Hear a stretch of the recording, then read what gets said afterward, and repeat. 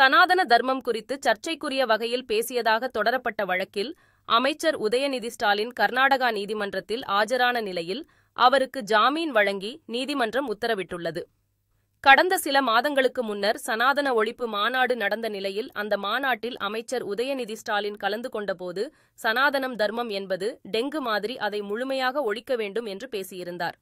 அவரது பேச்சு சர்ச்சைக்குரிய வகையாக இருப்பதாக அவருக்கு எதிராக தொடரப்பட்ட வழக்கு பெங்களூருவில் உள்ள MP, MLA களுக்கான சிறப்பு நீதிமன்றத்தில் நடைபெற்று வந்தது. இந்த வழக்கில் நேரில் ஆஜராகுமாறு அமைச்சர் உதயநிதிக்கு நீதிமன்றம் சம்மன் அனுப்பியிருந்தது. அதன்படி இன்று விசாரணையின் போது அமைச்சர் உதயநிதி ஸ்டாலின் நேரில் ஆஜரானார். இதனை அடுத்து அவருக்கு ஜாமீன் வழங்கி நீதிபதி உத்தரவிட்டார். உச்சநீதிமன்றத்தில் இதே வழக்கு நிலுவையில் இருப்பதால் விசாரணையை ஒத்திவைக்க வேண்டும் என்று அமைச்சர் உதயநிதி தரப்பில் கோரிக்கை விடுக்கப்பட்ட நிலையில் வழக்கு விசாரணையை ஆகஸ்ட் மாதம் 8ஆம் தேதிக்கு நீதிபதி ஒத்திவைத்து உத்தரவிட்டார்.